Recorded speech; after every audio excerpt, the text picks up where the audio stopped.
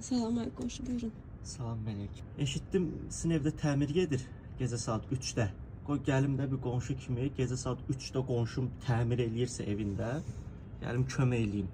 Qonşuluqdur da, nə də olsa gecə saat 3-də qonşum evin ortasında fontan tikirsə, kömək eləmək lazımdır da qonşuya.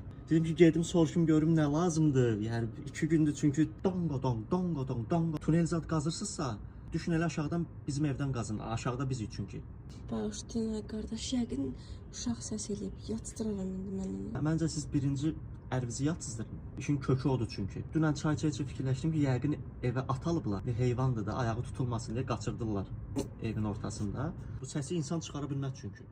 Ya evdə atı minib çapırsınız, ya da mən də kişini neçə vaxt liftdə görəm deyə, buna nə olub, arıqlayıb, belə bilirəm xəstələnib. Dünənləri 8 dənə ayaq saymışam. 2 insandan 2 insan səsi gələr də, çünki hər gecə bizim başımızın üstündə 8 nəfər tullanıb düşür. Keçirəm o biri otağa, o biri otağın üstündən də ayaq səsi gəlir.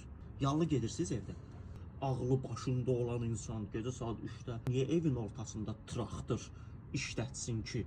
Həm də bir qonşu olaraq narahat oldum ki, yəni bu evdəkilərin bir dərdi var ki, gecə saat 3-də səslərini bütün dünyaya eşitdirmək istəyirlər. Siz yatırsınız, səhər saat 7-də uşağınız oyanır. Deyir, mənim atam anam gecə saat 3-də Berlin divarının sökülməyini canlandırıb, mən niyə oyanıb səhər saat 7-də əlimə qranat alıb partlatmıram ki, deyir səhər saat 7-də. Səhər saat 7-də bizim evdə lüstr sirkələnirdi. Elmlər Akademiyasının seismoloji idarəsini yığdım. Dedim, zəlzələmi zad olur. Dedi, yox, amma sizin evin ərazisində tektonik fəaliyyət görürük. Utandım, deyim ki, qonşunun uşağıdır.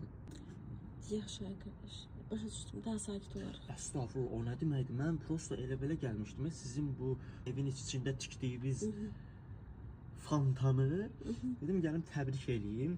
Bir nə də olsa qonşuyuq da, biz də insanıq. Yəni təbrik elə, onun üçün gəldim. Yoxsa mən gecəniz xeyrə. Mən gedirəm, mən də gecəm xeyrə də inşallah. Sağ olun.